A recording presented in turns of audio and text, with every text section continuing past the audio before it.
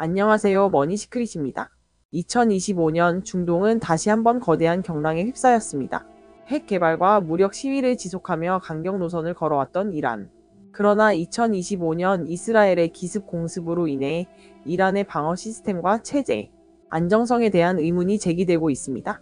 특히 1989년부터 무려 35년 이상 이란의 절대 권력자로 군림해온 아야톨라 알리 하메네이의 리더십에도 균열이 생기고 있습니다.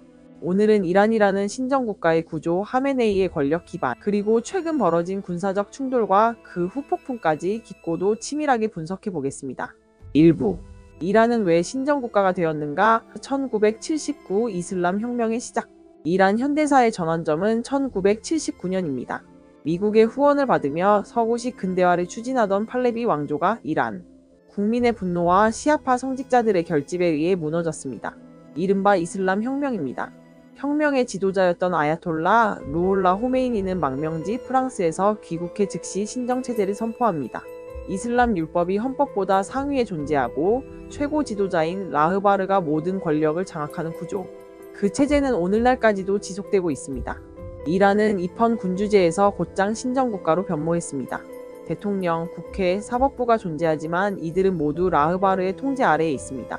즉 하메네이는 종교적 정당성과 국가 통치권 모두를 독점하는 초월적 존재로 남아온 것입니다. 2부. 아야톨라 하메네이의 부상과 권력 공고화. 1989년 호메이니의 사망 이후 하메네이는 비교적 낮은 종교적 위상을 가진 상태에서 최고 지도자로 지명됩니다. 그는 본래 정치인이었으며 대통령직도 역임했었지만 호메이니만큼의 종교적 카리스마는 없었습니다. 그럼에도 불구하고 군부와 사법부, 바시즈 민병대, 혁명수비대를 철저히 통제하며 권력을 공고화시켜왔습니다. 그는 종교계에선 마르자라는 최고의 지위를 갖지 못했지만 자신의 권위를 강화하기 위해 끊임없이 헌법을 재해석하고 권력기관을 통제해 나갔습니다. 특히 그가 실질적으로 임명권을 가진 수호위원회와 국가안보 최고위원회, 언론감시기관 등을 통해 이란 국민의 일상까지도 장악했습니다.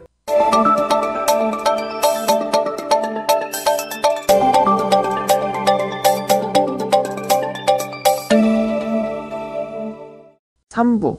하메네이와 혁명수비대 실질적 권력의 동맹. 이란의 실질적 무력은 혁명수비대 IRGC에 있습니다.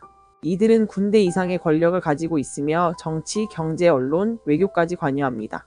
하메네이는 이들을 충실한 동맹으로 만들기 위해 막대한 예산을 배정했고 IRGC는 해외에서도 시리아, 예멘, 이라크 등의 시아파 민병대를 후원하며 중동의 무력망을 확장했습니다. 경제적으로도 IRGC는 국영기업을 인수하거나 공공 인프라 사업을 장악하며 사실상 국가 안의 국가로 군림하게 됩니다. 하메네이와 IRGC는 상호의존적 관계로 IRGC는 하메네이의 권력을 지켜주고 하메네이는 IRGC의 예산과 권한을 부여하는 구조입니다. 4부. 핵 개발과 서방 제재의 역사. 하메네이 집권 이후 이란은 본격적인 핵 개발에 나섰습니다. 이른바 핵 억제력을 통해 이스라엘, 미국과의 대결 구도를 강화하려는 전략이었습니다.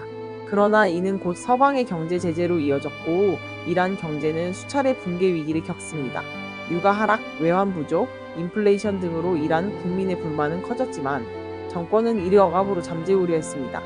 2015년 하산 로하니 대통령과 오바마 행정부가 핵 합의 JCPOA를 체결하며 제재가 일시 해제되었지만 2018년 트럼프의 탈퇴로 다시 악화되었고 하메네이는 오히려 핵무장이 정당하다는 명분을 강화하는 방향으로 선회했습니다. 5부. 2025년 이스라엘 공습 이란 방공망의 붕괴. 2025년 4월 이스라엘은 시리아 내 이란 혁명수비대 기지를 공습하며 핵심 사령관을 사살합니다. 이에 대해 이란은 보복을 예고했지만 실상은 무기력한 대응에 그쳤습니다. 1000발 미사일 계획은 100발 수준에 그쳤고 그나마도 대부분은 방공망에 막혔습니다. 이로 인해 이란 내부에선 우리 방공망은 무슨 장식이냐? 최고 지도자는 왜 숨기만 하느냐는 격한 반응이 쏟아졌습니다. 심지어 하메네이가 공습 직후 지하 벙커로 피신했다는 루머까지 돌면서 그의 리더십에 치명타가 가해졌습니다.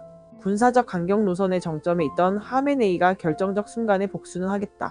하지만 서두르지 않겠다는 입장을 밝히자 IRGC 내의 일부 장교들조차 불만을 표출하게 됩니다.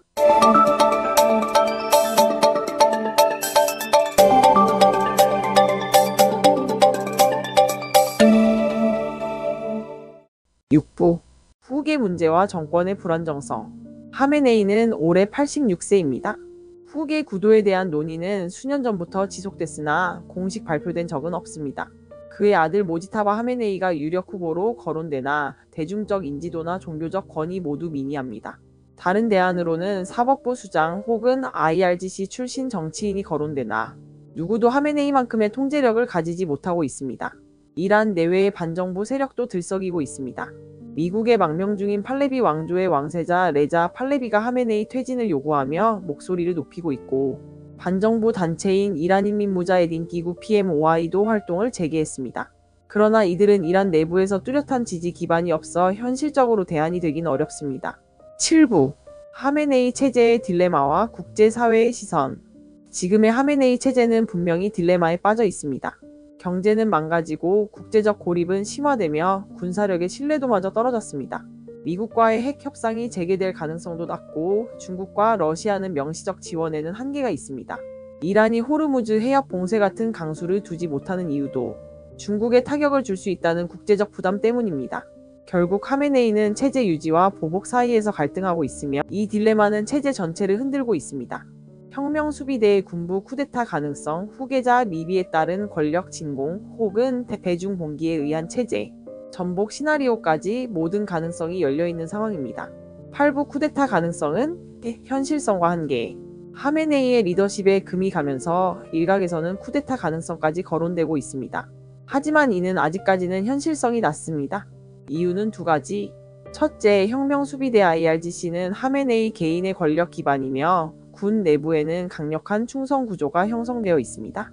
둘째, 이란 내에는 아직까지 대한 세력이 존재하지 않습니다.